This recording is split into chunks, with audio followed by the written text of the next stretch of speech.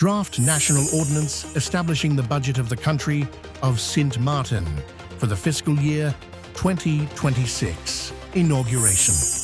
Mahalia Vioti, an inclusive park in the heart of Marigot. Gov.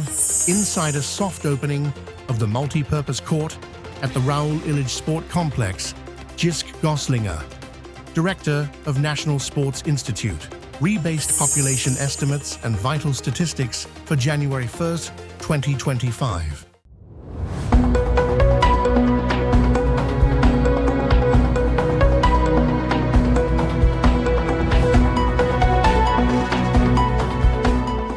From the island, Sint Maarten, this is SXM Daily News for June 30th, 2026. Draft National Ordinance establishing the budget of the country of Sint Maarten for the fiscal year 2026. National Ordinance Budget 2026 on June 29th, 2026. At this time, I look to the hall and ask if there are any notifications from members of Parliament. Yes, we do have some, according to the screen, and I give the floor to MP Iran. MP Iran, you have the floor. Just two more points, and these points came from civil servants. I understood that the Ministry of Tiat and the Ministry of Rami, for the past months or maybe even longer, have taken over the role of the receiver's office in terms of collecting. And I want to understand what was the legal basis for that. So how was it possible? Maybe the Minister of Finance here. And I don't want us in government to be doing things, and then when we look, we do it and execute, that there was actually no legal basis for that to happen. So how is it possible that Tiat and Rami now take over the responsibility of receiver's office to collect, and now when things are not going well and there's a lot of confusion, now they want to give it back to finance? So who made this decision, why, and show me where that there's a legal basis for that. And lastly, the last concern I got from civil servants, Madam Chair, and that pertained to a comment that was made by yourself regarding the potentially come back in July, the third week, the fourth week. And the comment was, they didn't appreciate the fact that Parliament cannot just say or give a timeline. And I understand, because I feel like the presidium, the whole organizing of this budget, the inefficiency, the not giving dates of, even for us members of Parliament, we don't work for government. Government is accountable to us. So I also believe that we should be able to tell civil servants, hey, on the 6th is this, on this, in August we come back for the OVA, and not decide, oh no, whenever government is ready to answer, because in the regular budget debates, we don't have that either, and there's a timeline. So I hope that at the end of today, we will have a timeline, and we tell the government, this is our timeline, and we expect that to work. Civil servants also have to plan their holidays or vacations, so that some are traveling, and they don't want to be hampered by that. I think it's unfair to them. So I hope that at the end of this meeting, we can really establish the way forward. Thank you, Madam Chair. Madam Chair, I first and foremost would like to congratulate the young law firm who has established a law firm in Curacao. Madam Chair, I was also astonished to see the failure minister, the Minister of Rami Patrice Gums of the PFP political party, who delivered the keynote address. This makes me wonder, Madam Chair, his affiliation with this law firm, because it sends a bad signal of favoritism. Madam Chair, the same minister has this country's progress stagnated for 2 years, and yet being chosen for keynote speaker for such a momentous occasion, for such an esteemed establishment. Madam Chair, we need to get it together. Secondly, Madam Chair, I would also like to know the definition of urgent. I sent an urgent meeting request last week for the Minister of Justice to be called here in Parliament. And Madam Chair, I'm wondering if you or your office received it. Because we, the members of Parliament, received the schedule for this week, and tomorrow I don't see nothing on the roster, which I think it's important and imperative that the Minister of Justice, who's seldomly in this house, could come to this honorable house and answer and deliberate and have a discussion pertaining to the topic at hand that was sent to the Minister, Madam Chair. I find it unfortunate that we are not taking the people's business serious, and it's about time we take it serious. The minister also received a batch of questions 2 months ago, and she herself didn't take it serious to send the answers within the 3 weeks according to the rules of order. So, Madam Chair, I'm asking you and I'm appealing to you again that something be done with the urgency when members of parliament, especially opposition, sends in a request. Thank you, Madam Chair. Madam Chair, I took a couple days because I didn't want to comment on this subject matter because I feel I didn't have all the ducks in a row. I still don't have all the ducks in a row. But for some strange reason, I found myself compelled to touch on the topic. And at the end of the day, that is the mandate given to us by the people. Now, a couple of weeks ago, there was an incident, an accident, where a young man lost his life. A couple of young men lost their life over the last couple of months, which I've been here calling for a National Day of Reflection. Hopefully the government takes this up. But it brought me back, this most recent one, to the case of Mr. Anselmo Boseman, who passed away about 10 years plus ago, good friend of mine. And Madam Chair, reading the article from the prosecutor office, I don't know if they were misquoted, but it's very disturbing. Madam Chair, the prosecutor office of St. Martin has clarified that there is no footage available to the fatal traffic accident that occurred on June 11. In this whole article, they're nowhere where they're asking for witnesses, which you see that in every case, in a drug case and everything. Anybody with information come forward. That's not the case here, Madam Chair. Then it goes on, and I'll just read a little bit with your indulgence, Madam Chair. The prosecutor office confirmed that the suspect in the case was released from pre-trial detention, so our trial is on its way, on Monday, and subsequently transferred to Immigration and Border Protection Services. I was the Minister of Justice, Madam Chair. In order for somebody to be deported, the Minister of Justice have to sign it off. Madam Chair, it goes on. According to the prosecutor office, the suspect has been informed that he will be prosecuted in connection with the case. Nobody yet determined who right, who wrong. They are already saying that he will be prosecuted. The release from pretrial detention does not affect the continuation of the criminal proceedings, including eventual trial in court. How are you going to bring back somebody from their native country if we don't have those kind of agreements and if they don't deport back? Madam Chair, I think that this is sending a bad message, Madam Chair. Basically, that St. Martin is a lawless country. You can do what you want, and if you're lucky enough to be illegal, if that is the case, you're deported. And that, that, Madam Chair, for me, it's hard to swallow. I see that a meeting was called to discuss these things, Madam Chair. And if it's not urgent to you, I would like to say, Madam Chair, it's urgent to me, it's urgent to our faction, as well as those that requested, Madam Chair, because at the end of the day, we need to understand what we're dealing with in this country. And I hear a lot of talk about change the laws and change the laws. The laws are there, Madam Chair, and the laws are there already clear, defined on what is illegal and what's not illegal. So therefore, I look forward to the Minister of Justice coming here for us to have that dialogue. On another note, going over now to the budget, I saw this morning through you, Madam Chair, an article from the Minister of Finance where it says the Council of Ministers unanimously approved the budget. Couple ministers in here, former ministers, what happens in the Council of Ministers is confidential. So for us to know that it was unanimously approved, I think it's quite disturbing because sometimes when we ask here on how decisions were made in the Council, we are told this and that is confidential.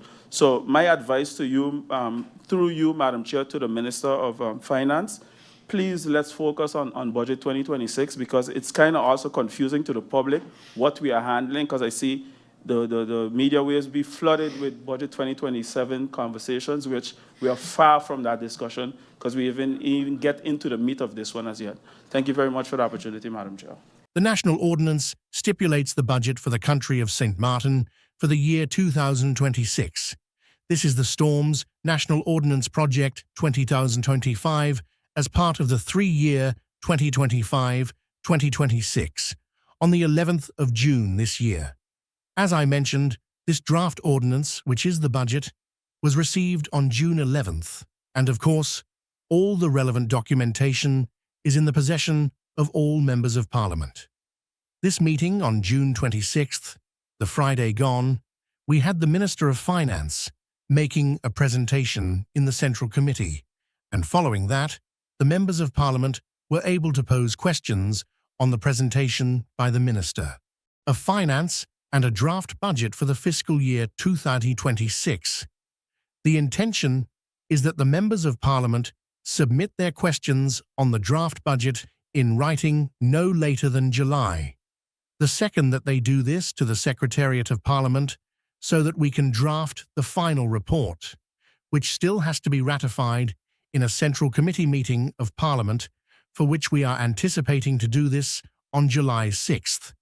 And then once that happened, the final report can be sent to the government for handling and answering the questions just like we would have put it in writing. The ministers are then also required to put the answers to the members' questions in writing.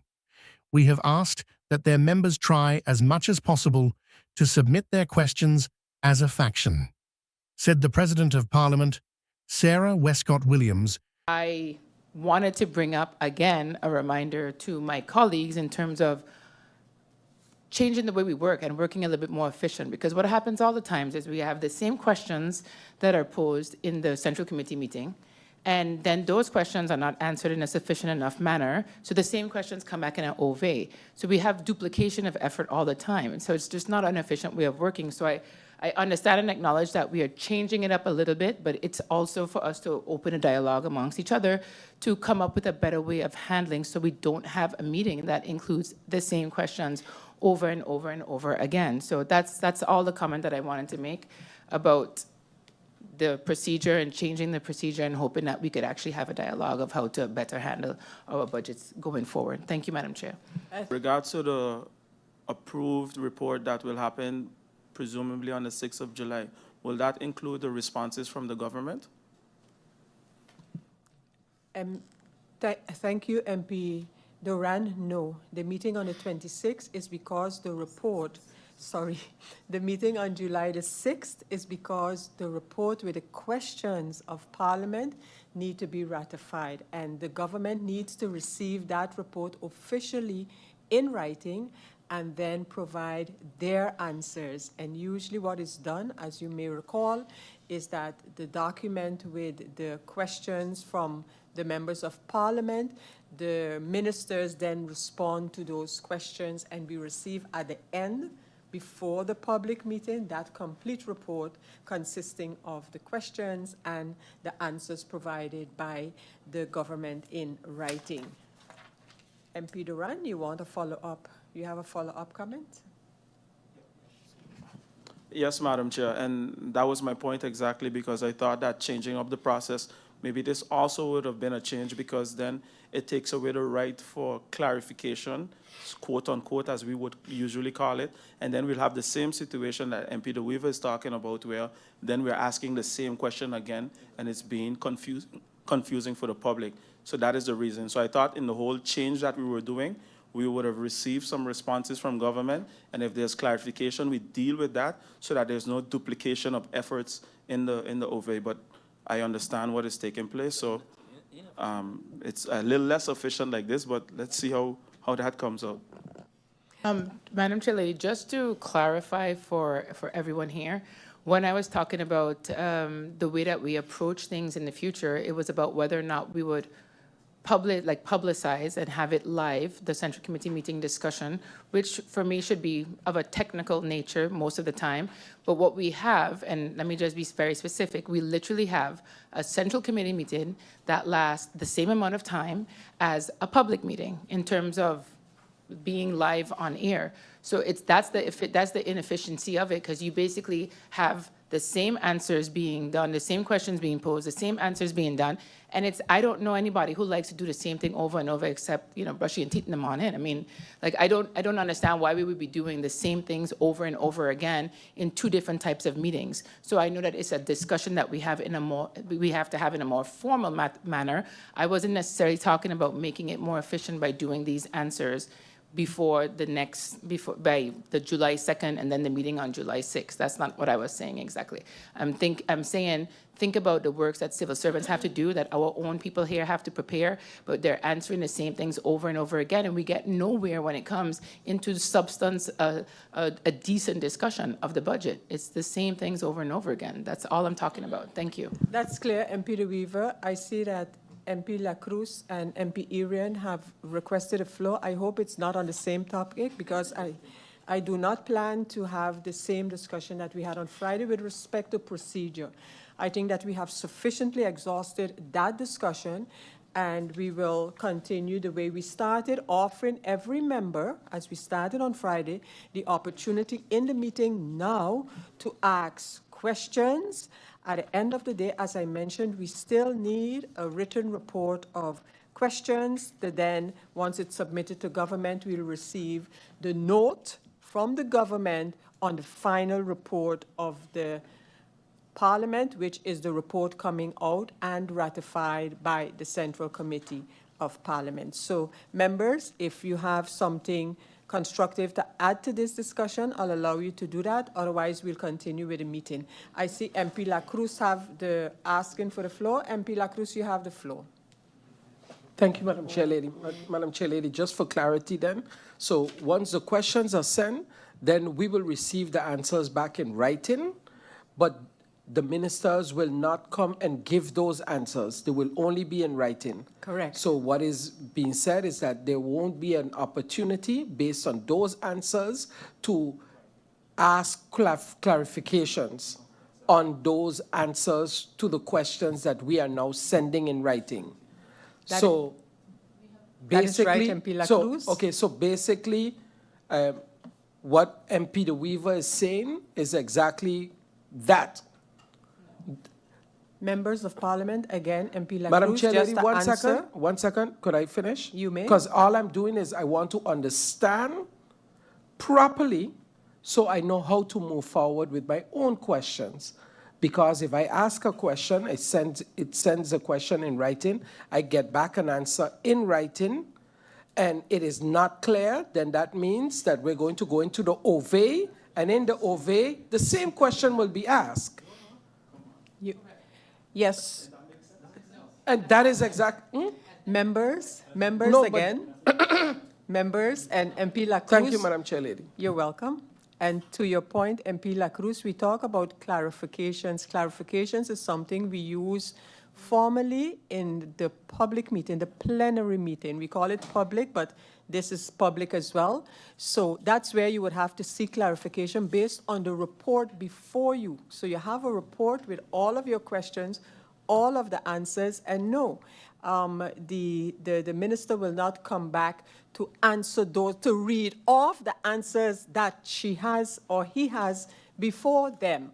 So no, we're going to get the ratification of the report from the Central Committee. Hopefully on July 6th, it will be sent to the government, and the government will then respond, and members will have that before the public meeting is scheduled to handle the budget, and then we all can dive into the answers that we have received and discuss them again.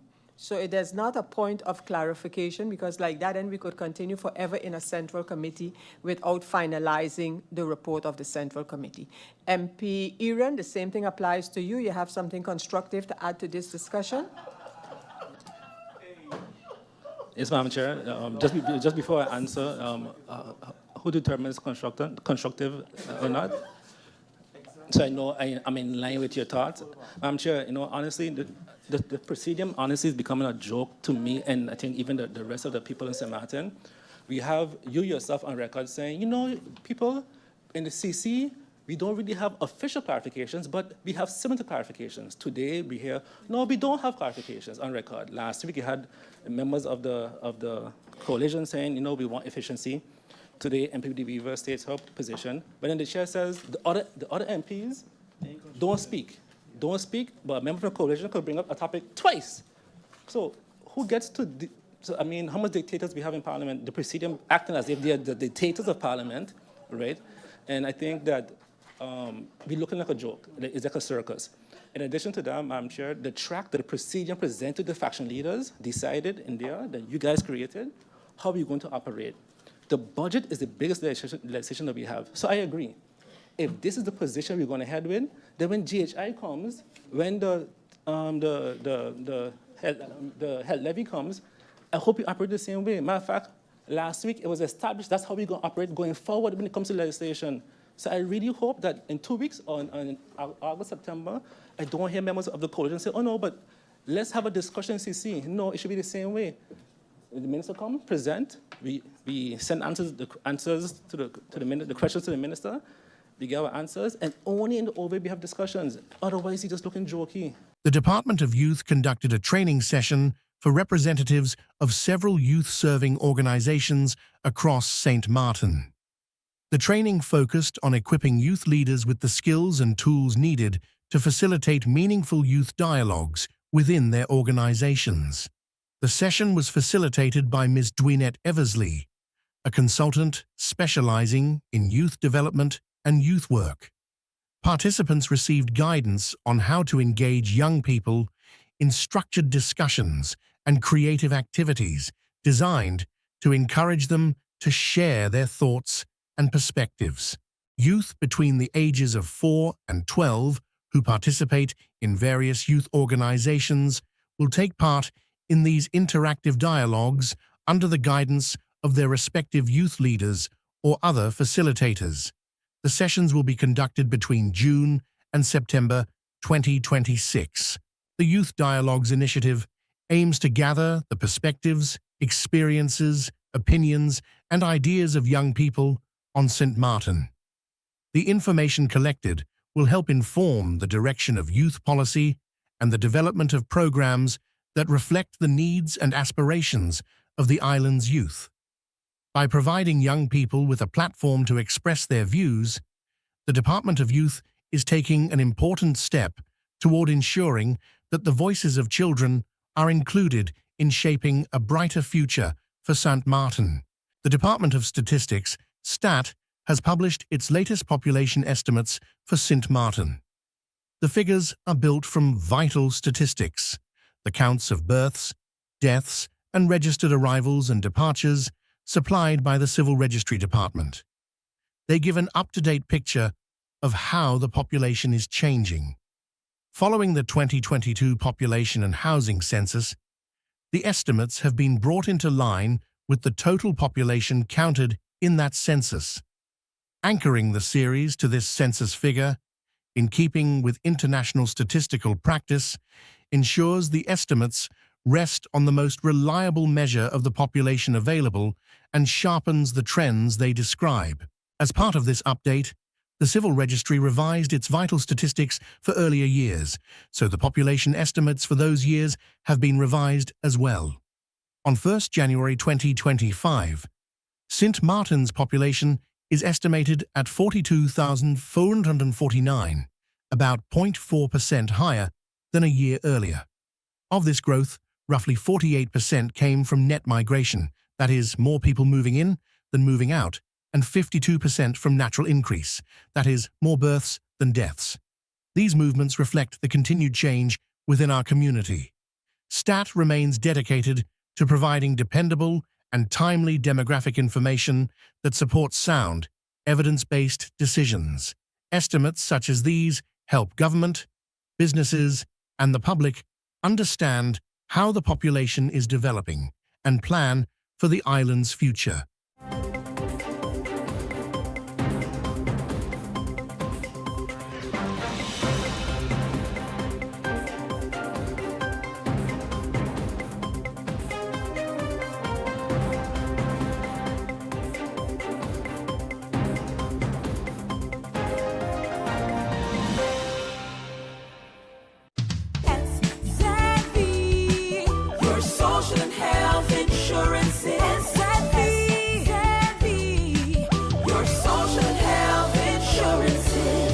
Are you Asset V insured? Do you have a valid medical insurance status? Asset V is cardless. Request your My Asset V account today and enter the virtual office of Asset V. Go to assetv.sx and sign up now. Asset V, yeah. Your social and health insurances.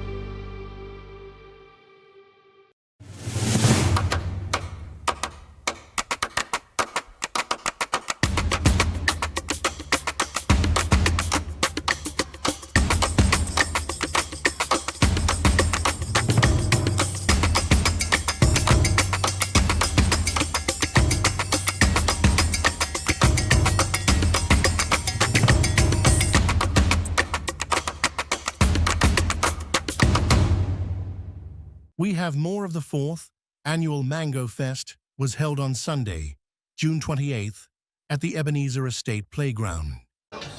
Nobody else.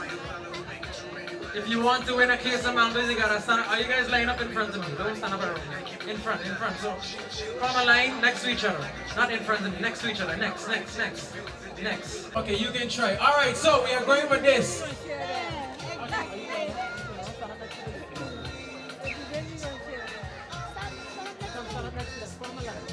All right, so we're gonna start with the children first, just to make it fair. Just to make it a little fair. And if we don't get an answer, we're gonna keep going until somebody gets an answer, all right? So, there are 3 boxes under the table on the stage. Every box was purchased by the organizing committee. Our question is, how much do you think that every box was purchased for? They're all the same price. But what price do you think each box was purchased for? I can start right here with you. What are you doing? You gotta tell me. 90. How much? I can't hear you. Talk to me. Turn around. 90. Turn around. Tell me. 90. $90. All right, so that's your answer. You gotta face this way, sir. Sir. Face this way. Face the crowd. The crowd watching you. Yeah, just stand up. You ready to win? How much you think? $22. All right. How much you think? 250. Wow. Provision's expensive, man. How much you think? 189. That's very specific. How about you? 25. And what about you? 45. All right. They're too late. Give me an answer.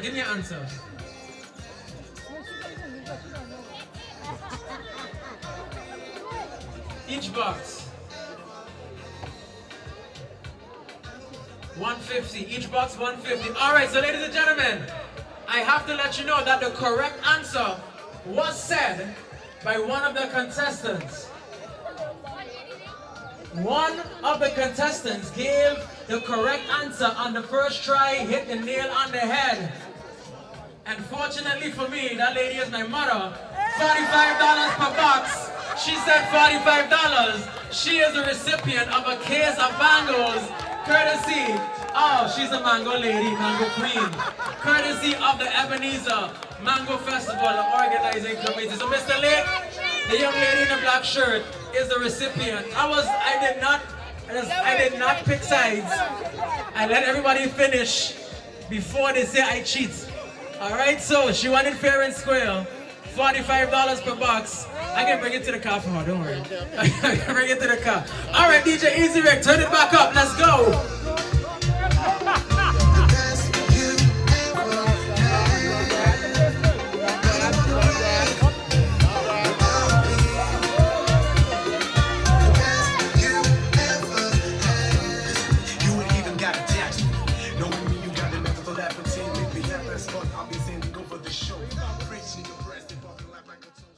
Gov, inside a soft opening of the multi-purpose court at the Raoul Illich Sport Complex, Jisk Goslinger, Director of National Sports Institute. Just to give you a little background, how this project started, there's different phases here that I think have been there from the start. So it's probably about 3 years ago, correct me if I'm wrong, that we had the conversations about what we're going to do with this court. And that was definitely a journey because there was a lot of discussion about, okay, how are we going to do it? Because as if you remember, these were tennis courts prior and the asphalt was in a bad state. So then the question is always, do you repair the asphalt or do you put a whole new structure? But at the end of the day, we're really happy that we chose not to take the cheaper route, but really to do it properly, meaning that we took away the whole asphalt. And when we took it away, we also noticed that the substructure underneath was in a very bad state, or actually, better to say, there was no substructure. So that would have only deteriorated further. So the decision was made to pour a new level of concrete, which was 12 centimeters. And above that came the polyurethane floor. It's basically a similar floor as what you see indoors. So it has a 4 millimeter shock pad in it, and then a polyurethane layer over it. So it's really a court that also make sure that you don't get injuries and stuff like that. We have different sports here. So you have the sport of netball, as you could see behind me, that is being played right now. You have 3x3 basketball, a sport that we would like to push as well. So therefore, we also built it in the way of 3x3 basketball, but the possibility is also there to do full court. Then we have 1 court of volleyball, and we also have, of course, what was there before, the 2 courts of tennis. We also have a very good lighting infrastructure. Maybe it doesn't say anything, but we have over 300 lux. So that is the best lighted court or indoor court on St. Martin. So I definitely think, yeah, we set a good standard here, and I am happy to see that we can open the court now. Basketball will still have to wait a little bit longer because the baskets still have to come from China, so that will take a little bit longer. But on behalf of definitely NSI, we would like to thank SZV, SMMC, the ministry that this project has been completed, and we look forward that a lot of the youths are going to make use of the court. That is also the purpose of the court. We want it to be a court where programs are held. It's a public space, meaning if you come with a program, a youth program, we will also segment those days and time slots towards a program. And the time slots that is over are generally open to the public. As just mentioned, this project was a bit of a labor of love. I'm very happy that we could have gotten to this point. And I think this is an example of what happens with proper project management, proper planning. There's lights already here. We don't have to wait just for the basketball hoops to get here. I'm looking forward to seeing the community of Cahill and the wider community use this multipurpose court along with all the other facilities that NSI is tasked with maintaining. So yeah, I kind of want to get to the netballs and the sports part of it. So thank you as well to SZV and SMMC for their partnership on this, and for the Department of Sports and NSI, of course, for making it a reality. So kudos to you guys, and let's cut the ribbon. President Louis Mussington and Second Vice President Bernadette Davis inaugurated on Monday, June 29th, the Mahalia Viotti Park, located on the Marigot seafront, in the presence of the Viotti family, associations working in the disability sector, companies and technical teams in charge of making this inclusive project for the children of Saint Martin. An opportunity for President Louis Mussington to recall the need for reception structures and his commitment to serving families in difficulty. Marigot Inclusive Park is named after Mahalia Viotti. The inauguration ceremony brought light to this young solar woman, 1989 to 2023, through the warm words of her mother, Maud Viotti, in the presence of her father, Frank, and all the members of her family. Mahalia's journey, who has autism, is a testimony to the difficulties encountered in the territory in caring for children with disabilities, but also to the resilience and strength of Mahalia, companions who follow the path of these children and the children themselves. Structures such as the CESAD, the IME, or the CMP exist. Associations work in this area, such as the Association Corralita and formerly Tournesol, whose footprint was significant.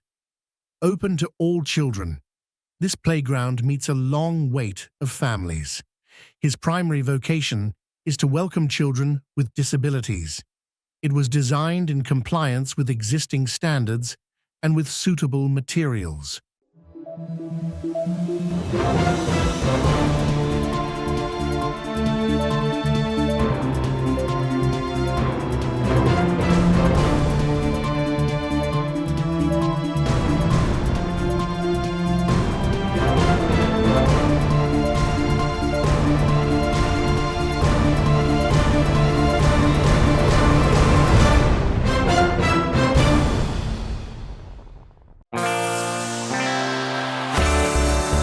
Now for the weather forecast. Tonight through Wednesday evening, partly cloudy with light haze.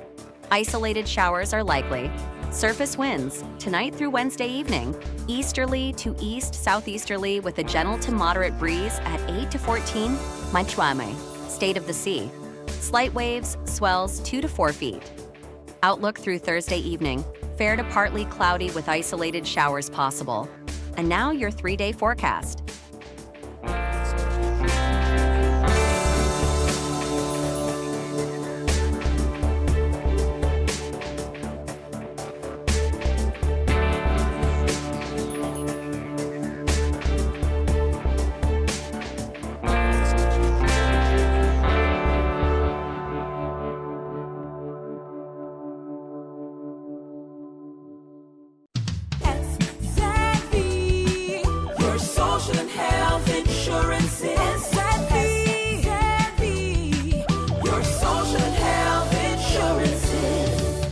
SXV insured? Do you have a valid medical insurance status? SXV is cardless. Request your My SXV account today and enter the virtual office of SXV. Go to sxv.sx and sign up now. SXV, yeah, your social health insurances.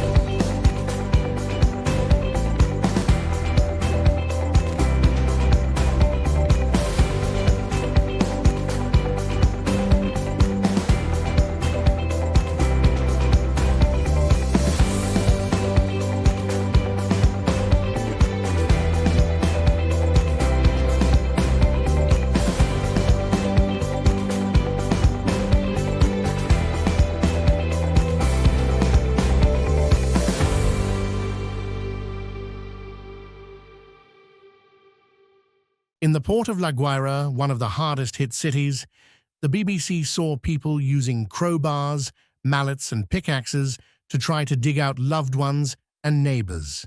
Tens of thousands of people are still believed to be missing. More than 1,700 people have been killed in what interim President Delcy Rodriguez said was the most brutal natural catastrophe in Venezuela's history. The scale of the destruction across La Guaira is numbing. Two massive earthquakes a few seconds apart have left a bustling coastal town in ruins. Any country in the world would struggle to know where to start with responding to such a brutal disaster. But from all accounts, the Venezuelan government has failed to do even the bare minimum. By the side of a main road at this wreckage of a 12-story government-owned building, heavy machines are now involved in the operation. But for the first 2 days, it was just locals trying to do what a government should have been doing. Even now, most of the people here are not professionals. They're volunteers or families searching for their loved ones. Rafael Gomez tells us he's here looking for his cousin. Digging through the concrete blocks is a painstaking process. You can see that rescue efforts are going on here with full intensity with whatever equipment is available. That's because yesterday they managed to pull out a few people from under this rubble alive. About an hour ago, they heard a dog barking and they were able to pull the dog out. Just as we were walking here, they'd asked for pin drop silence, so everybody kept quiet because they were trying to listen to see if they could hear human voices from underneath. Now, some people have told us that they believe they could hear some voices, and that's why now they've resumed this operation in full strength, hoping that they might still find somebody alive. We saw this happen a few times. Every time they drilled through a layer of concrete, the street was asked to go silent. Rescuers clambered down into the gap, looking for survivors, listening hard. After a few minutes, work resumed. And as they peeled away the debris, the smell of dead bodies here became stronger. Huddled in a corner are families of those who were in the building when it collapsed. Claudio Cedeño's wife, Clara, is under the rubble. Miguel Oscar Núñez is comforted by a friend. His only child, 34-year-old son Angel, lived in the building.